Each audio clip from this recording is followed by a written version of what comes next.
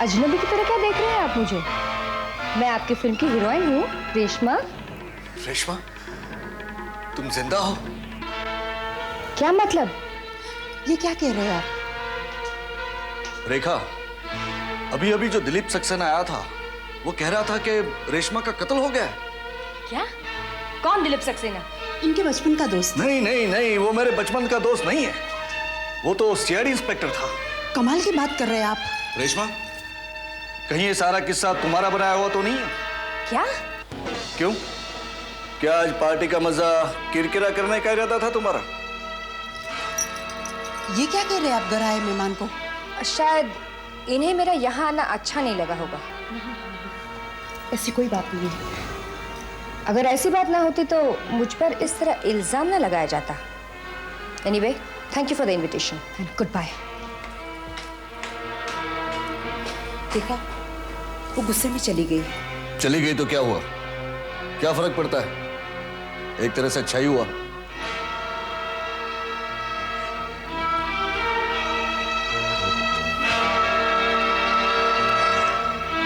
उसके पैर घर में पड़ते ही फोन डेड हो गया। मैं जरा पास की दुकान से फोन करके आता हूं।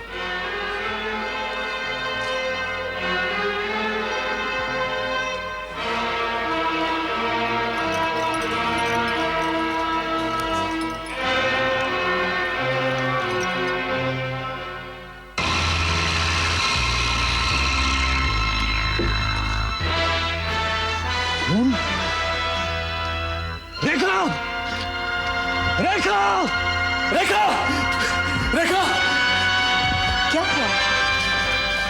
रेखा, सचमुच रेशमा का कत्ल हो गया है। क्या बात कर रहे हैं आप? तुम्हारी कसम, चलो मेरे साथ। इसका खून किसने किया? थोड़ी देर पहले मैंने तुमसे कहा था ना, उस सीआईडी इंस्पेक्टर ने मुझे यही कहा था। पर उसके बाद तो वो जिंदा थी। हाँ, लेकिन अब क्या करें? सबसे पहले सारे मेहमानों को फोन करके बता देती है कि आज की पार्टी कैंसिल है। साहब, आपके लिए कमांडर साहब का फोन है। फोन तो बंद था। हाँ, लेकिन अब चालू हो गया होगा।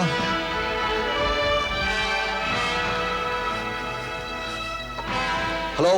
हाँ वर्मा जी, मीटिंग खत्म हो गई है, मैं पार्टी में आ रहा हूँ। आपको यहाँ आना ही पड़ेगा कमांडर, यहाँ पे खून हो गया है। डोंट वरी, मैं अभी आ रहा हूँ।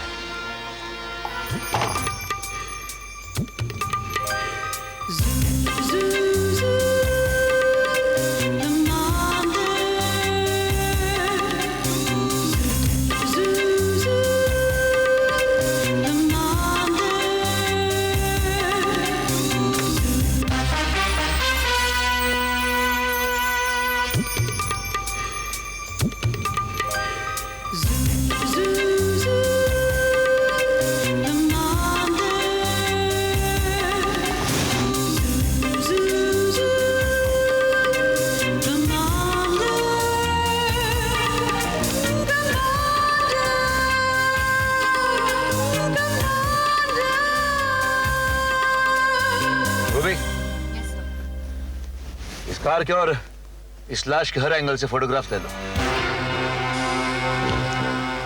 कमांडर, मैंने कही सारी बातें सच है।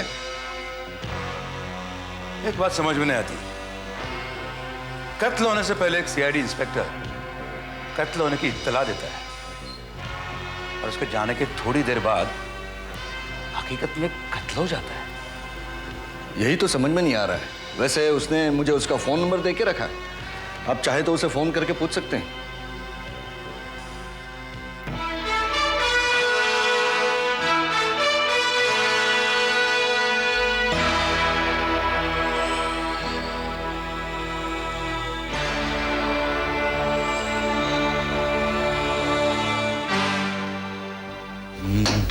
ओह कमांडर, मिस्टर दिलीप सक्सेना।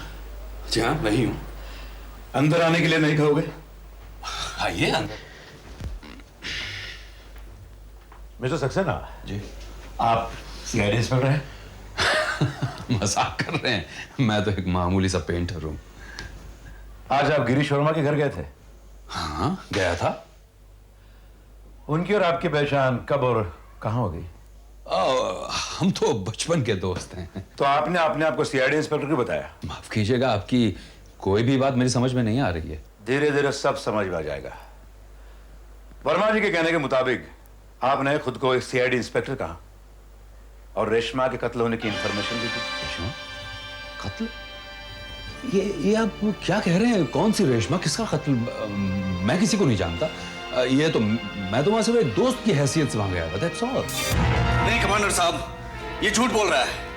ये मेरे बचपन का दोस्त नहीं, बल्कि अपने आप को एक सीआईडी इंस्पेक्टर बताकर मेरे घर आया था। मैं सच कह रहा हूं कमांडर साहब, मेरा और पुलिस का दूर का नाता नहीं है। मैं रेशमा नाम के किसी और को जानता ही नहीं हूं। इनके घर एक दोस्त की हैसियत से आया था, आप इनसे पूछ लीजिए। उससे क्या पूछना है? मिस्टर वर्मा, एक मिनट, आप इस तरह से बात मत कीजिए। हाँ तो मिसेस वर्मा, आप ही बताइए, इन दोनों में से सच कौन बोल रहा है? मेरे पति ने इनकी पहचान अपने बचपन के दोस्त थे ये कहकर करवाई थी। देखा आपने? क्या देखा? क्या देखा? मैं बताता हूं सच क्या है। वो यूं कि इस आदमी ने रेशमा के कत्ल की खबर मुझे यहां इसी जगह दी थी। ऐसा कुछ करते हैं जिससे इन्वेस्टिगेशन भी हो जाए और आपकी बात भी रह जाए। मेरी कोई आपसे जाती दुश्मनी तो है नहीं। ऐसा करते हैं, जब आपकी पत्नी यहाँ पे होगी या कोई और घर का आदमी सामने होगा तो हम दोस्तों की तरह बिहेव करेंगे, और जैसे वो कोई नहीं होगा, हम दोनों अकेले होंगे, तो मेरी इन्वेस्टिगेशन जारी रहेगी। ओके? ओके, जो पूछना है जल्दी पूछिए। पहला सवाल, ये कत्ल आपने किया है? नहीं, मैं कसम खाकर कहता हूं कि ये खून मैंने नहीं किया। परंतु आज शाम 4 बजे, जो कि इत्तेफाकन कत्ल का भी वक्त है, आपको रेशमा के बंगले के बाहर आते हुए देखा गया, जो हमारे पास पक्की खबर है। वो मेरी फिल्म की हीरोइन है। एक सीन डिस्कस करने के लिए मैं वहां गया था। आपके रेशमा के साथ ताल्लुकात थे, एक ऐसे ताल्लुकात जो कि एक पति पत्नी के बीच में होते हैं। ये बात कहां तक सच है? गिरीश, मेरी बीवी आ रही है, प्लीज। बचपन की शरारतें याद आती है तो हंसी आ जाती है। बिलीव मी यार, तुमसे बरसों के बाद मुलाकात हुई, जैसे बचपन याद आ गया, मजा आ गया। याद है एक बार स्कूल जाते meet my wife Rekha. Rekha, hello. और ये आपके पति का बचपन का दोस्त सक्सेना, दिलीप सक्सेना। मिस्टर वर्मा ने जो कुछ भी कहा है, क्या वो सच है मिस्टर सक्सेना? मेरा कहा एक एक लफ्ज सच है कमांडर। मैंने यह सवाल मिस्टर सक्सेना से किया था। हाँ तो मिस्टर सक्सेना, बताइए इनकी बात कहां तक सच है? हर बात सच है, सिर्फ एक बात को छोड़कर। इनकी पत्नी के सामने हम दोस्तों की तरह बातें करेंगे, ऐसा कोई प्लान नहीं था हमारा। झूठ बोल रहा है commander. Behave yourself, Mr. Verma, behave yourself. Sorry. आप दोनों में से कौन सच बोल रहा है और कौन झूठ बोल रहा है, ये तो पता ही चल जाएगा। आपको कफलिंग पहनने का बहुत शौक है? जी हाँ। क्या आप बता सकते हो ये कफलिंग किसका है? ये कफलिंग इन्हीं का है। सुबह कपड़े धोते हुए आस्तीन का एक ही कफलिंग जब मुझे दिखा तो परेशानी मुझे भी हुई, पर लेकिन ये कपलिंग आपके पास कैसे आया? ये कफलिंग मेरे पास आया नहीं, ये मुझे रेशमा की लाश के पास मिला। ये कफलिंग रेशमा की लाश के पास कैसे पहुंचा? हाँ, याद आया। ये कफलिंग सक्सेना ने रेशमा की लाश के पास रखा होगा। क्या? कैसे? रेखा, याद है तुम सक्सेना के लिए मिठाई लाने गई थी? कम से कम मुंह तो मीठा करना ही पड़ेगा, ठीक है? Okay okay. साहब, ये आपको कफन मिल गया।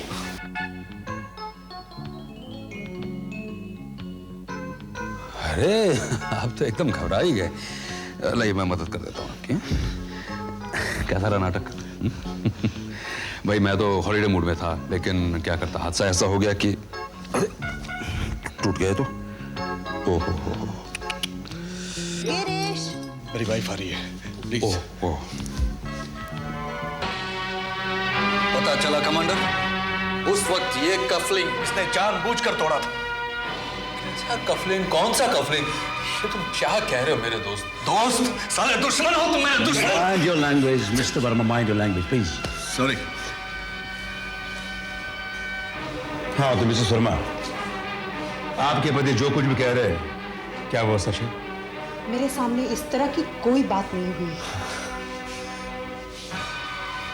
तुम्हें कैसे पता चलता? तुम तो इस वक्त इसके लिए मिठाई लाने गई थी। कमांडर साहब, ये सच है कि मैंने इनके घर में मिठाई खाई है, लेकिन ये कफलिंग के बारे में मैं कुछ नहीं जानता हूं। Anyway, आप सब लोगों ने मेरे सामने जो कुछ भी कहा है, क्या वो सच है? Of course. जी बिल्कुल सच है। सर, ये है रेशमा का नौकर राम सिंह। आओ राम सिंह आओ। देखो तुम्हें यहां बुलाया गया है, इसमें डरने की कोई बात नहीं। सिर्फ पूछे गए सवालों का सच सच जवाब देना होगा तुम्हें। जी बड़े साहब। एक बात बताओ राम सिंह, तुम्हारी मालकिन रेशमा और वर्मा के संबंध कैसे थे? जी वो बड़े साहब। अच्छा, तो जो बात हमारे कानों तक पहुंची है वो सही है। अच्छा एक बात बताओ, पिछले कुछ दिनों में रेशमा का किसी के साथ झगड़ा हुआ था? हाँ बड़े साहब, गुप्ता जी और रेशमा जी के भाई धीरज जी के साथ। ये गुप्ता साहब कौन है? जी हाँ, मेरा ही नाम गुप्ता है। मैं हिंदी फिल्मों को फाइनेंस करता हूँ। रेशमा के फिल्मों के लिए भी आपने फाइनेंस किया था? जी 2 फिल्मों में। और इन 2 फिल्मों में काफी पैसा लग जाने के बाद रेशमा ने इन 2 फिल्मों में काम करने से इनकार कर दिया था। जी। और इसलिए आपने उसे जान से मार डालने की धमकी दी थी? ये झूठ है। लेकिन पुलिस स्टेशन में उसने इस तरह की कंप्लेंट लिखवाई थी। ये कंप्लेंट झूठी है कमांडर साहब। रेशमा का मेरा झगड़ा जरूर हुआ था, लेकिन मैंने उसे जान से मारने की धमकी नहीं दी। रेशमा का कत्ल हुआ ये जानकर आपको कैसा लगा? बहुत ही बुरा लगा। इतनी अच्छी अभिनेत्री हमारी इंडस्ट्री से उठकर चली गई। रेशमा का कत्ल कल शाम को हुआ, उस वक्त आप कहाँ थे? मैं अपने घर पर। डायरेक्टर वर्मा कैसे हैं as a human being? As a director वो जीनियस आदमी है, लेकिन इंसान के रूप में वो 3rd क्लास घटिया आदमी है। मतलब? रेशमा ने जो मेरी फिल्मों के लिए डेट्स दी थी, वही डेट्स वर्मा ने उसे बहका करके अपनी फिल्मों के लिए ले ली, और इसकी वजह से मुझे बहुत नुकसान उठाना पड़ा। अब आप ही अंदाजा लगा लीजिए कि वर्मा कैसा आदमी है। रेशमा की कत्ल के बारे में आपकी नजर में क्या कारण हो सकता है? इसके बारे में no commentary. You mean no comments? हाँ हाँ, कुछ ऐसा ही। देखो श्यामा, इतने सारे पैसे कहाँ से आए, इस बारे में मैं तुम्हें कुछ नहीं बता सकता। मैं तो यूं ही पूछ रही थी। एक रेशमा थी जिससे पैसे मिलने की कुछ उम्मीद थी, पर वो भी इस दुनिया में नहीं रही। इसलिए तो हम लोग सुखी हो गए। क्या मतलब? मेरा मतलब है, तुम्हारी बात मुझे भी तो सुननी है। कमांडर बोलो धीरज बोलो। रेशमा के कत्ल होने के बाद तुम इतने खुश क्यों हो? क्योंकि बहन होने के बावजूद उसने कभी मेरी मदद नहीं की। इसलिए तुमने उसका खून कर दिया? नहीं नहीं, आप ये क्या कह रहे हैं? धीरज साहब यही रहते हैं? हाँ, मैं ही धीरज हूँ। कहिए। बाहर टेम्पो खड़ा है, आपका टीवी और फ्रिज ले आए। अब ऊपर ले आओ। हाँ जी। आपने टीवी और फ्रिज? बधाई हो नए टीवी और फ्रिज के लिए। Thank you. अब मेरे एक सवाल का जवाब दे तो मैं भी तुम्हें थैंक यू बोल सकूं। बोलिए। इतने पैसे तुम लाए कहां से?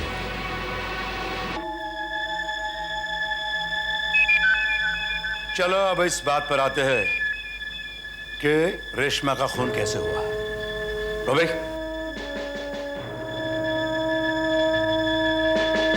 रूबी जिस कुर्सी पर बैठी है उसे कार की ड्राइविंग सीट समझ ले।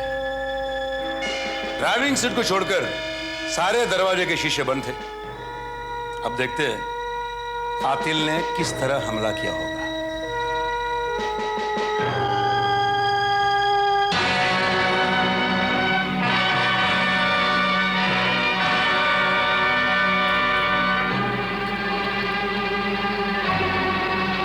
हमला करते ही रेशमा चिल्लाने न लगे, इसलिए कातिल ने उसका मुंह बंद किया होगा।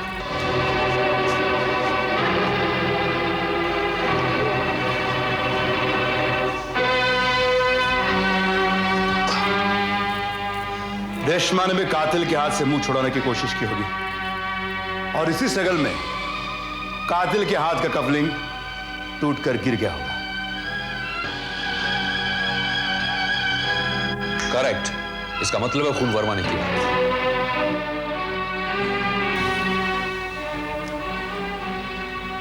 हो सकता है। वर्मा, आप इस खंजर को लेकर रूबी को रेशमा समझकर उसका कत्ल करने की कोशिश कीजिए। क्या? घबराइए नहीं, नकली खंजर है। जिस तरह फिल्मों में आप कलाकारों को एक्टिंग करके दिखाते हो, ठीक उसी तरह यहां भी एक्टिंग करके बताइए।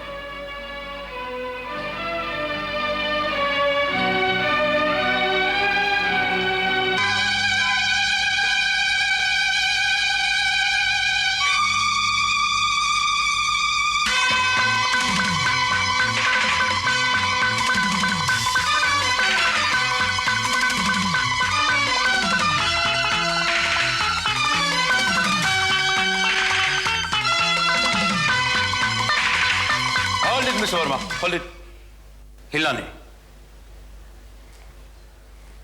मिस्टर सक्सेना, यह खून मिस्टर वर्मा ने नहीं किया है। हाँ? मौका वारदात पर सबूत मिलने पर भी? हाँ जी हाँ। अगर यह खून मिस्टर वर्मा ने किया होता तो राइट हैंड से मुंह पकड़कर लेफ्ट हैंड से खंजर घोंपते और रेशमा के स्ट्रगल में राइट हैंड का कपलिंग टूटना चाहिए था। लाश के पास मिला हुआ कपलिंग लेफ्ट हैंड का है। क्या मतलब? मतलब साफ है कि मिस्टर वर्मा लेफ्टी है। लेकिन लाश के पास जो कफलिंग मिला उसी का, ये तो आप भी मान चुके हैं। कपलिंग तो उन्हीं का ही है, लेकिन उसे लाश के पास रखने वाला कोई और ही है। कौन है? मुझे सक्सेना। आप थोड़ी सी भी अकल से काम लेते तो वर्मा जी के लेफ्ट हैंड के बजाय राइट हैंड का कफलिंग मार डालते। क्या बक रहे हैं आप? जिस दिन मैं आपके घर आया था, दरवाजा खोलने के बाद भी आप अपना कफ का बटन लगाने की कोशिश कर रहे थे, लेकिन उसे टूटा देखकर आपने वैसे ही फोन किया था।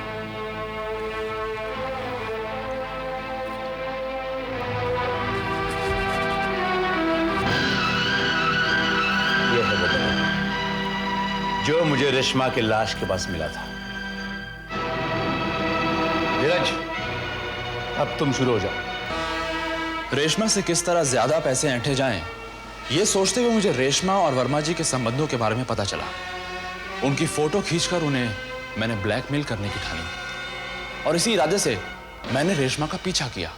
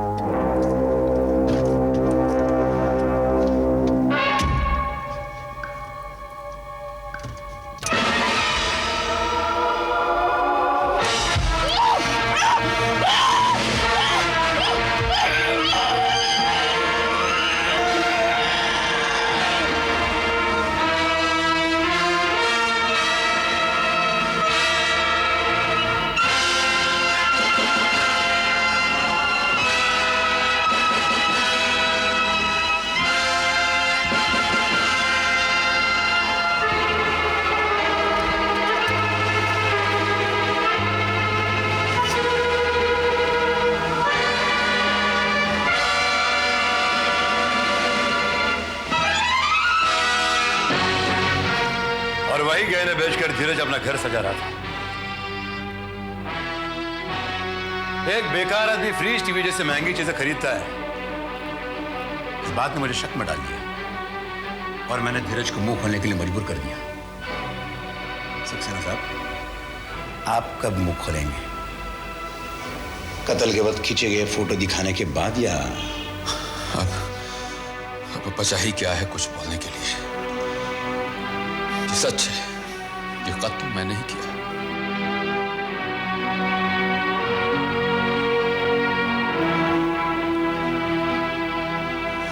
रेशमा जब एक एक्स्ट्रा थी, तब से हम एक दूसरे को बेहद प्यार करते रहे। मैं काम के सिलसिले में कलकत्ता रहने लग गया रेशमा यहां धीरे धीरे बड़ी हीरोइन बन गई। फिर भी पत्थरों के द्वारा हम दोनों की दोस्ती कायम रही। मुझे उस पर बहुत विश्वास था। 2 महीने पहले मैं मुंबई आया।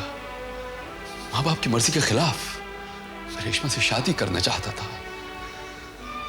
यहां आकर मैंने जब वर्मा और रेशमा के संबंधों का जाना, मेरा सर घूम गया और इसी पागलपन में मैंने उसकी जान लेने की ठान ली। रूबी, इन्हें पुलिस के हवाले कर दो।